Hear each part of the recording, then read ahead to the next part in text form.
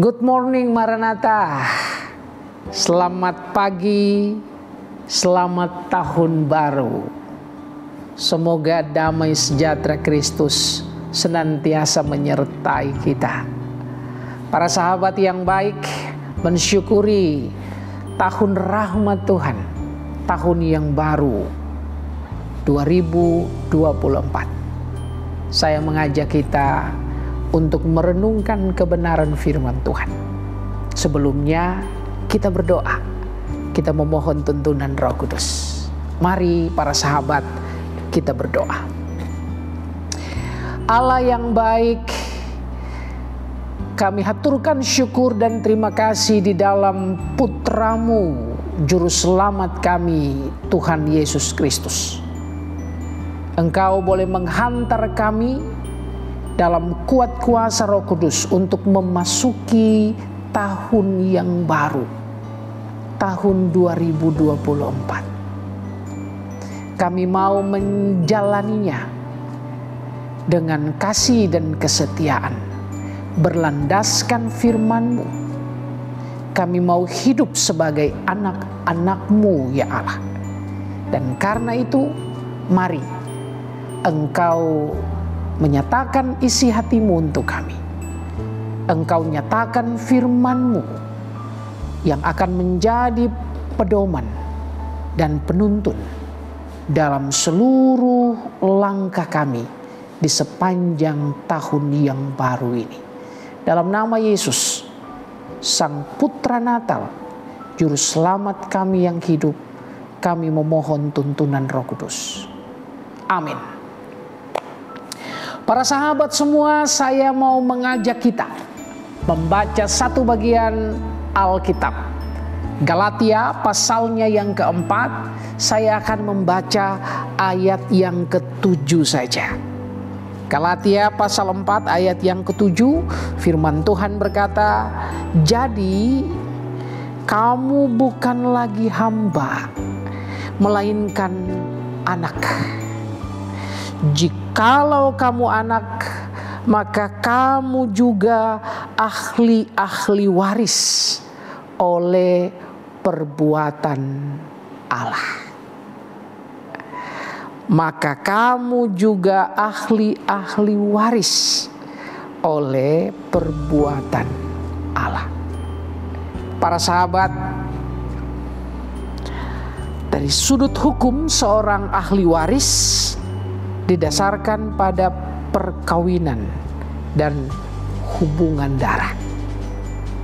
Karena itu, hak waris selalu diberikan kepada anak kandung atau anak yang masih memiliki pertalian darah. Itu kebiasaan yang kemudian menjadi hukum. Sebagai orang percaya, umat Kristiani, kita diadopsi, kita diangkat oleh Allah sebagai anak. Sebagai anak, kita juga mendapatkan warisan. Allah mengaruniakan warisan karena iman kita kepada Allah. Nah, karena itu para sahabat, dalam kehidupan sehari-hari kita diajak untuk hidup sebagai anak-anak Allah, bukan lagi hidup sebagai hamba. Mengapa? Apa yang dimaksudkan dengan hidup sebagai anak dan bukan hidup sebagai hamba? Sebagai hamba, kadang orang menjalani tugasnya sebagai hamba hanya sebagai sebuah rutinitas.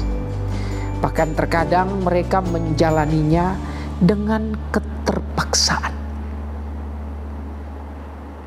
Saya tahu bahwa ada banyak sekali hamba yang setia, hamba yang melakukan tugasnya dengan penuh cinta. Tetapi yang hendak dikritik di sini adalah hamba yang sekedar menjalankan tugas, ya, sebagai sebuah tugas, sebagai sesuatu yang ia tekuni, ia jalani dengan keterpaksaan. Berbeda dengan anak.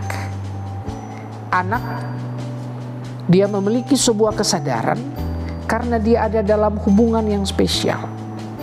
Tetapi anak ini, anak yang menjalankan tugas tanggung jawab dengan kesadaran, dengan tanggung jawab, dengan penuh kecintaan. Dia malah harus lebih bertanggung jawab dari sekedar hamba, apalagi hamba bayaran. Nah, ini yang dimaksudkan ketika Alkitab katakan kamu bukan lagi hamba, melainkan anak. Kenapa? Karena kita mendapatkan anugerah, ya. Di dalam iman kepada Kristus kita mendapatkan anugerah, dan itu mahal sekali.